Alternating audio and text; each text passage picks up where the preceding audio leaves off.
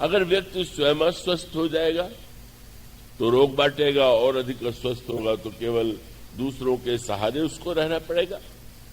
इसलिए रामचरितमानस में तुलसीदास जी ने और वह दर्शन जो प्रतिपादित किया वह श्री भरत ने, और वह यह है, उन्होंने कहा कि मैं सिंहासन पर बैठ जाऊंगा और जिस तरह से मुझे राज्य दिया जा रहा है इसके लिए जो कुछ अन्याय और अनर्थ हुआ है और जिसका परिणाम सामने, श्री भरत ने कहा कि आप लोगों की दशा देख सामने है, और ऐसी स्थिति में मैं आप लोगों से यही निवेदन करूंगा कि आप इतने उतावले न हो जाइए।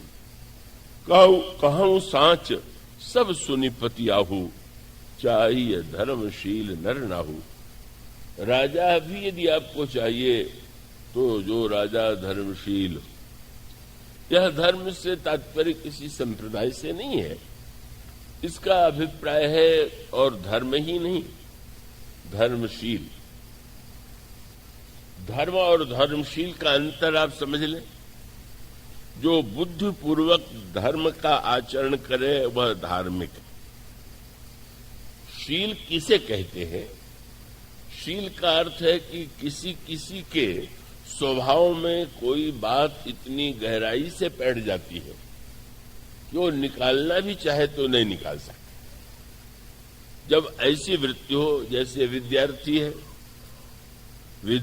है वो पढ़ रहा है, परिश्रम कर रहा है, रात भर जग रहा है, क्योंकि उसे परीक्षा पास कर दी, परीक्षा में पास हो गया, चलो भाई छुट्टी मिली। अब कोई पुस्तक पढ़ने की, अध्ययन करने की या इतना जागने की आवश्यकता नहीं।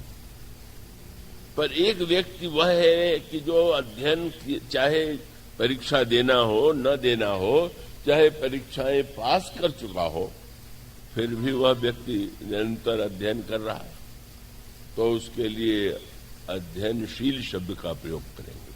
शील माने जब कोई गुण स्वभाव का अंग बन जाए तो शील।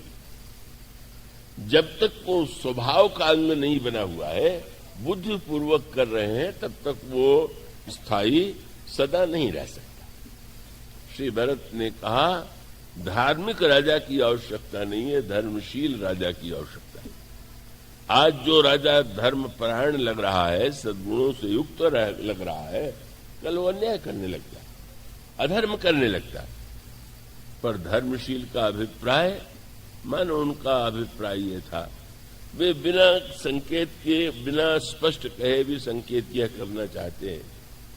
हमारे पिताजी कितने बड़े धार्मिक, जिन्हें हमारी माता कहा जाता है, वो महारानी कैकेयी कितनी धार्मिक, लेकिन अवसर आने पर तो उनकी धार्मिकता महारानी की कितनी प्रतिकूल हो गई, कितनी अनर्थमय हो गई।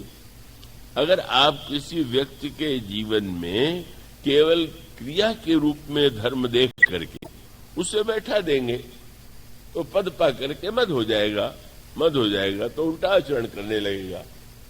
उन्होंने कहा कि चाहिए धर्मशील नर नाहू। राजा अगर सुराज्य भी हो, राम राज्य तो और आगे की बात है, तो इसका अभिप्राय है कि अगर ये गोस्वामी जी ने कवितावली रामायण में बड़ा सुंदर संकेत किया कि भगवान राम, सीता जी और लक्ष्मण जब बन जाने लगे तो उस समय ऐसा लगा, गोस्वामी जी ने कहा कि संग सुबंधु पुनीत प्रिया, मानो धर्म क्रिया धरि देह सुहाई, राजीव लोचन राम चले, तजी बाप को राज बटाऊ गिराए।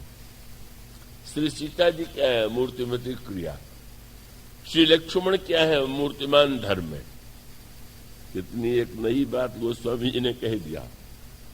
शास्त्र का कथन है कि व्यक्ति को धर्मानुगो गच्छति, धर्म के साथ, धर्म के पीछे ही व्यक्ति को, धर्मशास्त्र के पीछे चलना चाहिए, अनुगमन करना चाहिए। पर गोस्वामी जी ने कहा लक्ष्मण धर्म है। कहना क्या चाहते हैं कि भगवान श्री राम लक्ष्मण से कहते हैं कि तुम यहां रुक जाओ, पर वे नहीं माने और पीछे चले। मानो छोड़ना चाह करके भी इसे छोड़ नहीं पाए। और जिसके पीछे श्री राम को नहीं चलना है, अब तो स्वयं वो पीछे चल रहा है। उसकी प्रत्येक क्रिया, प्रत्येक आचरण, प्रत्येक व्यवहार ऐसा है कि उसको किसी के पीछे चलने की आवश्यकता नहीं। ऐसी स्थिति में यह क्या आप मुझ में देख पा रहे हैं?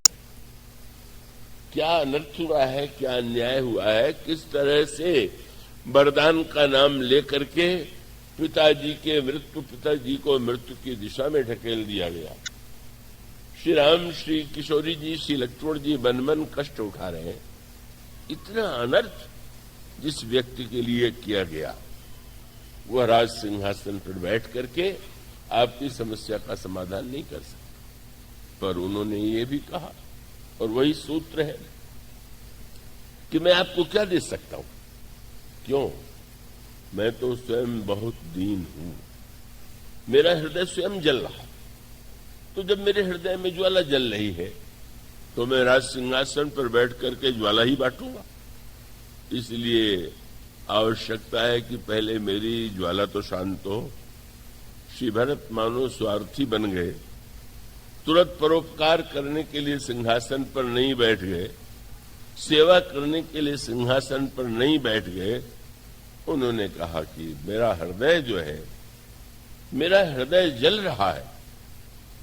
और उन्होंने कहा, मैं जानता हूं कि हृदय की यह ज्वाला कब तक शांत नहीं होगी। सिंहासन से ज्वाला शांत नहीं होती। सिंहासन पर बैठ करके समस्याओं का समाधान नहीं होता। एक ही उपाय, आपन दारुण दीनता सबहि कहूं समुझाए, देखे विनु रघुवीर पद जी की जरन जाए। जब तक ईश्वर के चरणों से हमारा मन नहीं जुड़ जाएगा, हमारा हृदय नहीं जुड़ जाएगा, जब तक उनका दर्शन नहीं होगा, तब तक इस हृदय की ज्वाला शांत नहीं हो सकती। और तब उन्होंने घोषणा कर दिया, सारे राज्य के लेने के प्रस्तावों को अस्वीकार कर दिया और घोषणा करते हुए कहा, प्रातः काल चलिहो प्रभु पाए। कल प्रातः काल मैं चित्रकूट की ओर प्रभु के पास जाऊंगा। यही है सो सुखाय। श्री भरत चित्रकूट क्यों जा रहे हैं? अपने हृदय की ज्वाला को शांत करने के लिए। लेकिन यही तो यात्रा है। इसका अर्थ है कि सेवा करने वाले व्यक्ति को स्वयं अपने मन को स्वस्थ, अपने मन को पवित्र बनाने की चेष्टा करनी है। अगर उसके हृदय में स्वयं द्वेष है, ईर्ष्या है, अगर उसके हृदय में राग है, तो समाज में भी वो राग, ईर्ष्या, द्वेष इनको बढ़ावेगा। यह हम सब लोगों के जीवन का सत्य है।